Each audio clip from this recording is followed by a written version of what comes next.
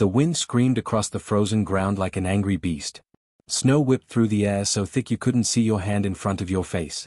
The alien ship, big as a city block and shaped like a giant metal beetle, lifted off from the landing pad with a deep rumble that shook the windows of every building in New Haven Colony.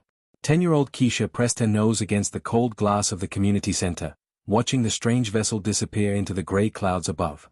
Her breath fogged up the window as she squinted through the storm.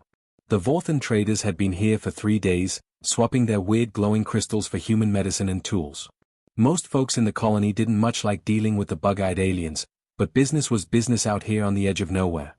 Good thing they're gone, grumbled old Pete from his chair near the heater. Never could trust those creatures. Eyes like broken mirrors and voices like grinding metal. Keisha wiped the fog off the window with her sleeve and looked out again. That's when she saw it, a small dark shape near the metal supply boxes where the alien ship had been parked. At first she thought it might be trash they'd left behind, but then the shape moved. It was shivering. Her heart jumped in her chest. "Mom," she called across the room to where the adults were still talking about trade deals and shipping schedules. "There's something out there by the landing pad." Dr. Washington looked up from her conversation with the colony leaders. Along with a dozen other adults, she hurried over to the big window. Through the swirling snow, they could all see the tiny figure huddled against a metal crate, barely bigger than a human child. "Sweet mercy," whispered Mrs. Taylor, covering her mouth. "They left someone behind." The figure was definitely not human. Even through the storm, they could see pale blue skin that seemed to glow faintly like moonlight on water.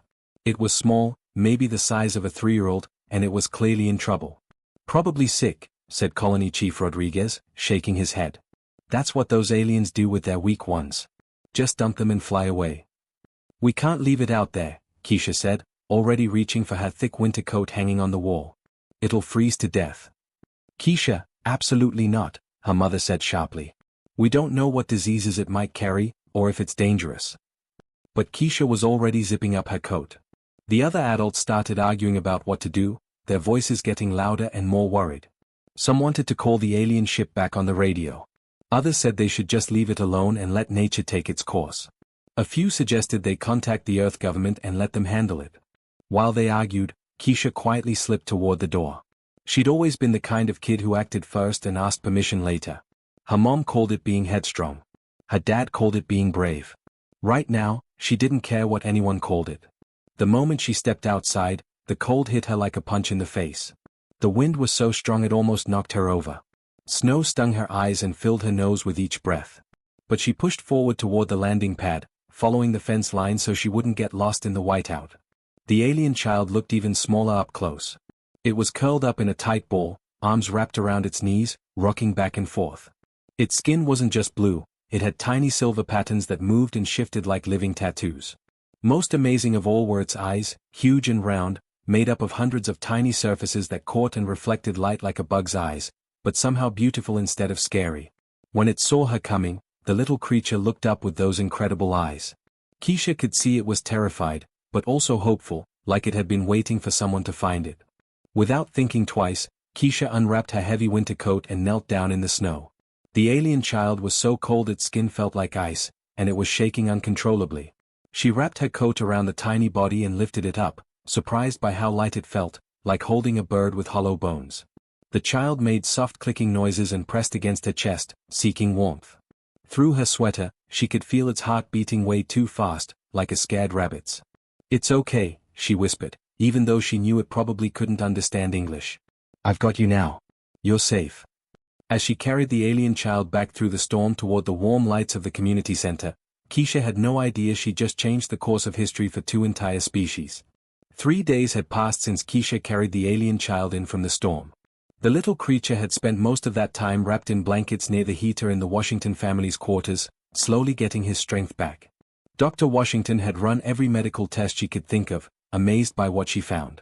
"His body temperature runs about 10 degrees cooler than ours," she explained to her husband Jerome as they watched Keisha spoon warm soup into the child's mouth. "And look at these brain scans, his neural pathways are completely different from anything we've seen before." The alien boy had been making soft clicking and chirping sounds whenever he tried to communicate. The colony's translation computer kept picking up something that sounded like echo, so that's what they started calling him. Whether it was actually his name or just a sound he made, nobody could tell for sure.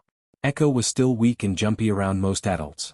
Whenever someone new came into the room, his pale blue skin would flash bright orange and purple, some kind of defense response that made him look like a living rainbow.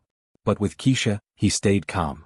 His skin would glow with soft silver patterns whenever she was near, and he always reached for her hand when he got scared. It's like he's bonded with her, Dr. Washington told her husband quietly. I've never seen anything like it. Jerome was studying the electronic equipment around Echo's bed with a puzzled expression. Have you noticed what happens to our machines when he's awake? As if on cue, Echo finished his soup and looked up at Jerome with those large, multifaceted eyes.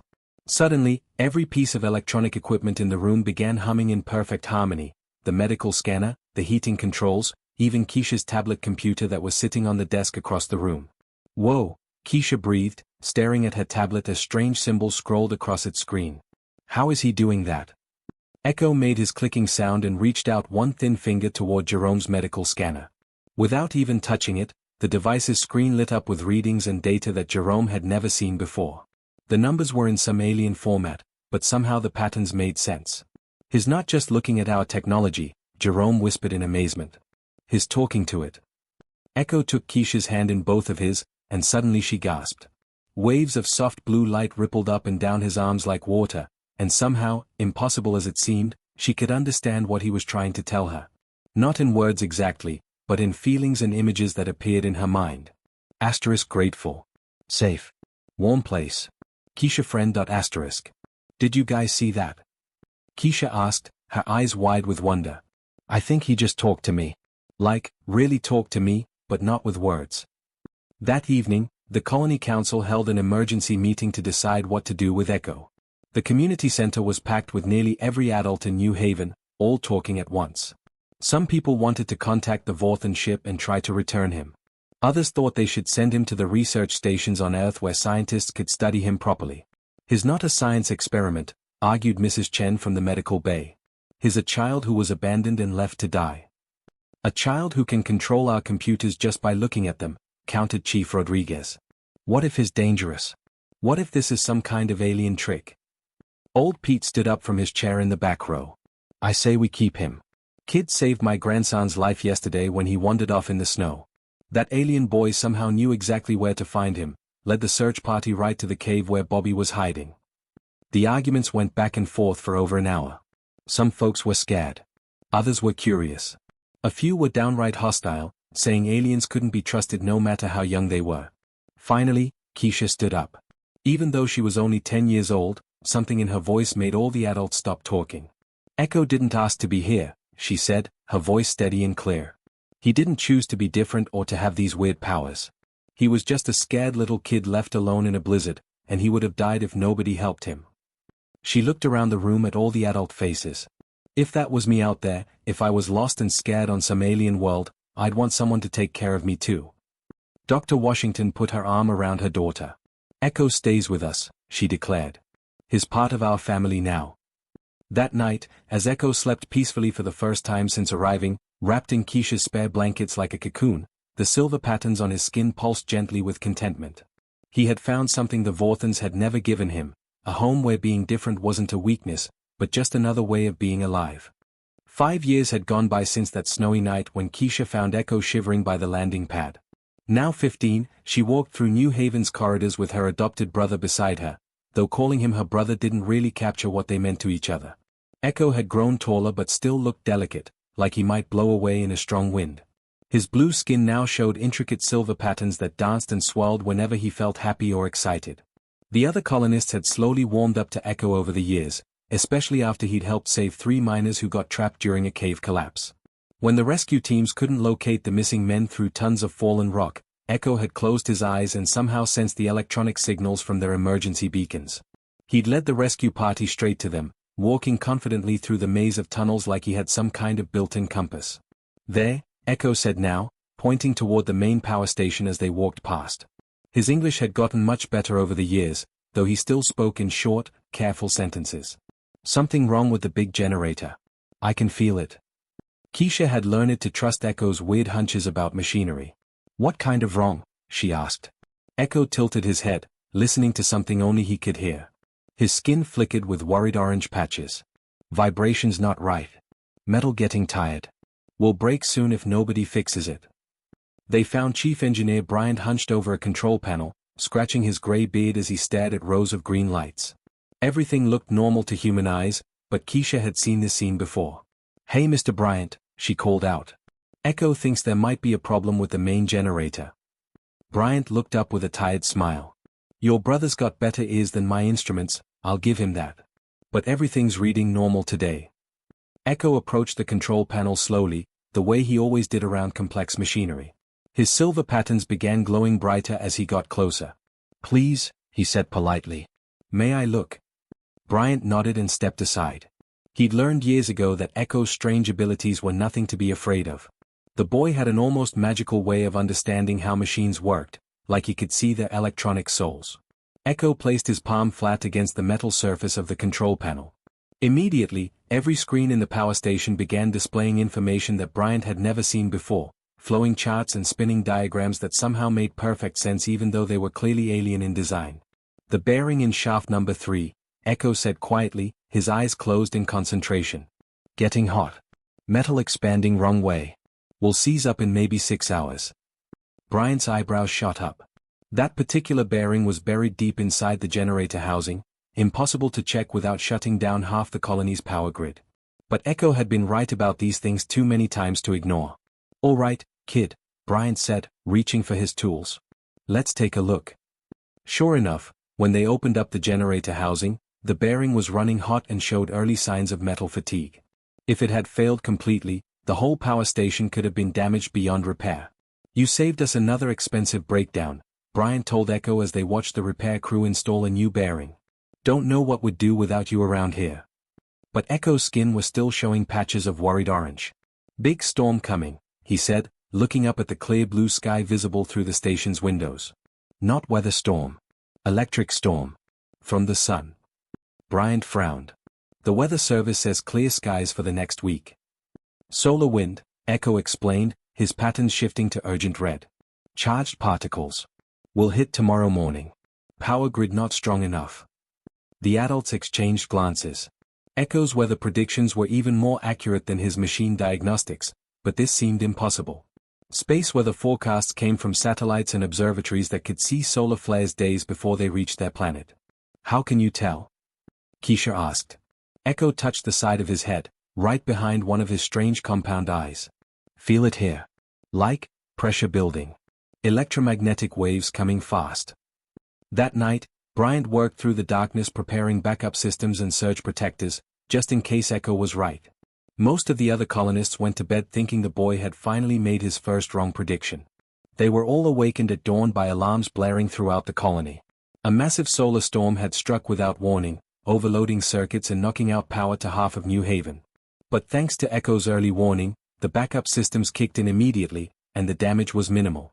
As repair crews worked to restore full power, Echo guided them through the dark tunnels and maintenance shafts, his electromagnetic sensors allowing him to trace damaged circuits that human instruments couldn't detect. His skin glowed like a living flashlight, showing the workers exactly where to make repairs. "That boy's got gifts we're still trying to understand," Bryant told Dr. Washington as the last of the power came back online. "It's like he can see things that are invisible to us." But in the quiet of their family quarters that evening, Echo sat by the window with a sad expression on his face. His usual silver glow had faded to a dull gray color that Keisha had learned meant he was troubled about something. "What's wrong?" she asked, sitting down beside him.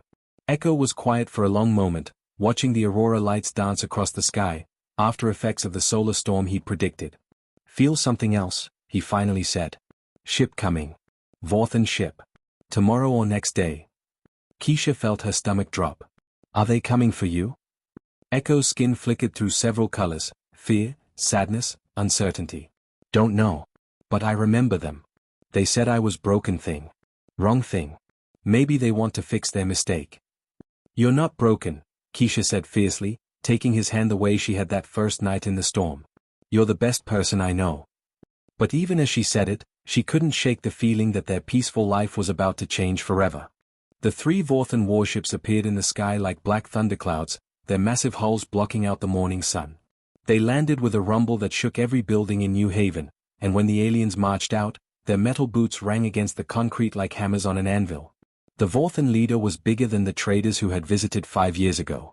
His bronze-colored shell gleamed under the artificial lights of the community center, and his compound eyes reflected everything in the room like broken mirrors.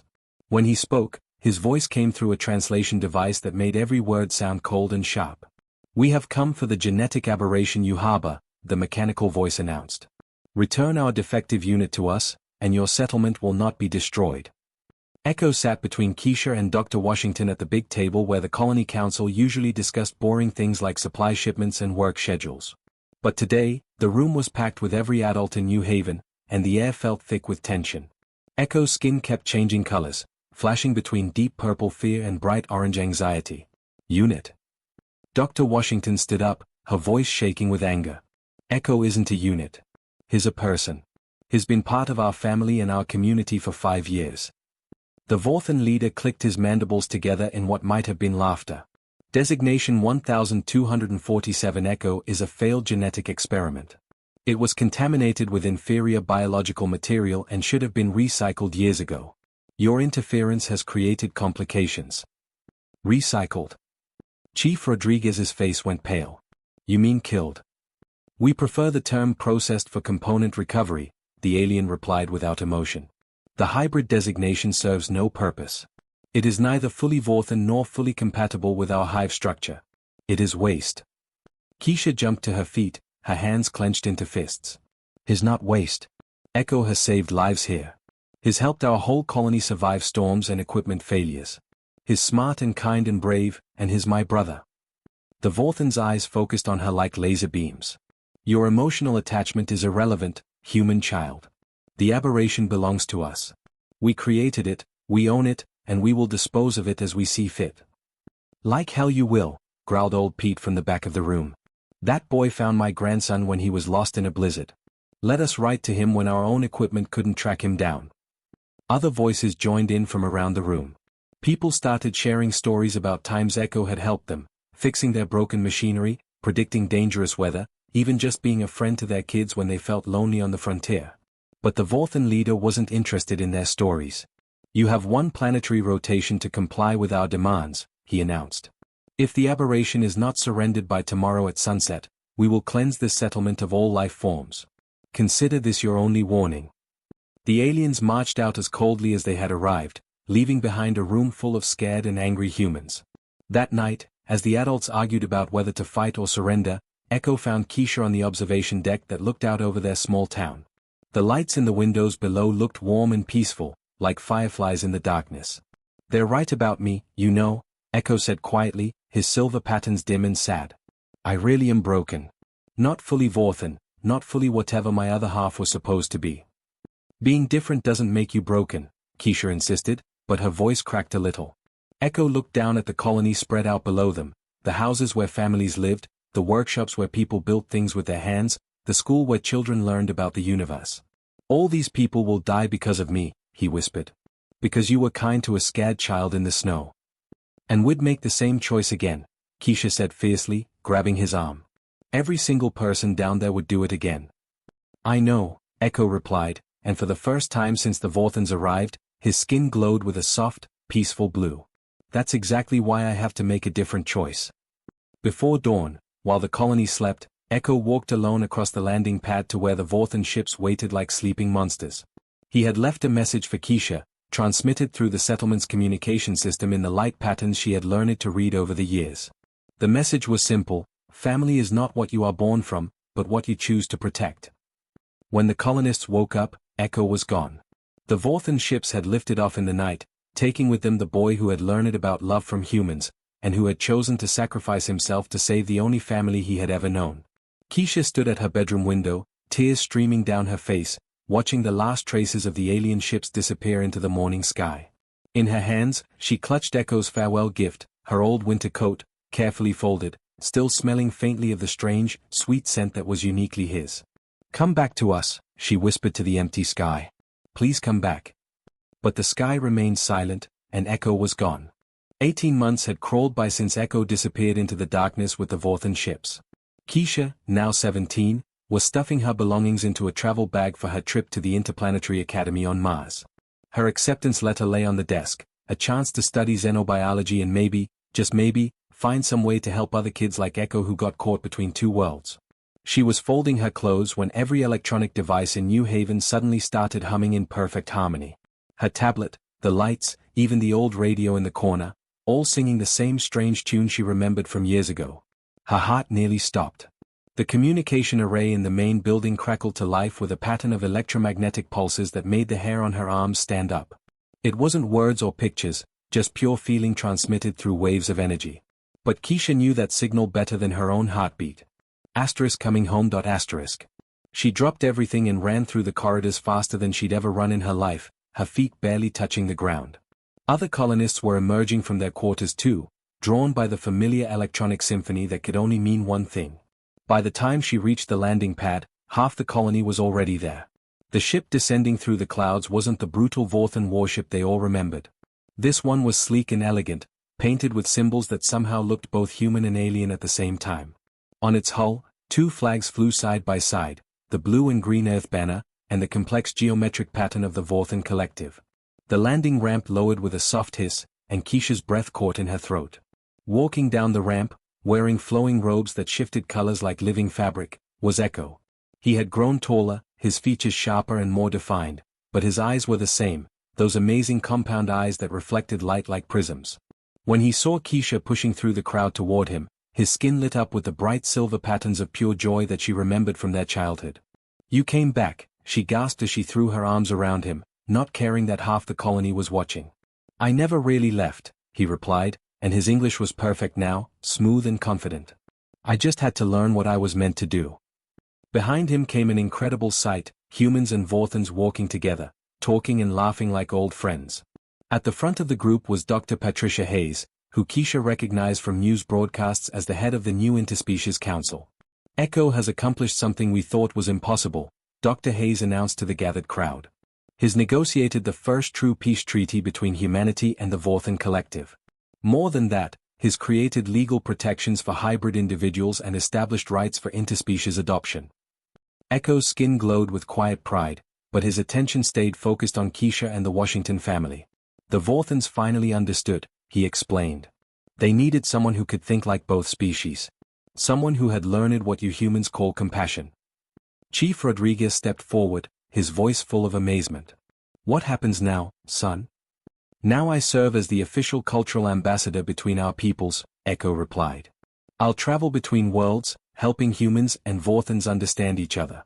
But first, I wanted to return something that belongs here." He reached into his robes and pulled out Keisha's old winter coat, the same one she had wrapped around him that first night in the storm. It had been carefully preserved, though it was now far too small for either of them. "This coat taught me the most important lesson about humanity," he said as Keisha took the worn fabric with trembling hands. "That sometimes the greatest strength comes not from what you can take, but from what you're willing to give to a stranger." The crowd erupted in cheers and applause, but Keisha barely heard them. She was remembering that scared little boy she'd found shivering in the snow, and looking at the confident young man he'd become. "I'm so proud of you," she whispered. Echo's patterns shifted to the warm silver glow she remembered from their childhood. "I learned from the best teacher," he replied. "A girl who saw a freezing child and gave him her coat without thinking twice." As the celebration continued around them, Echo told Keisha about his time with the Vorthans. How he'd used his unique perspective to show them that their rigid ideas about genetic purity were holding back their entire civilization. How he'd convinced them that diversity wasn't weakness, but the source of new strength and innovation. "The hybrid children they used to abandon," he explained, "we're establishing schools for them now.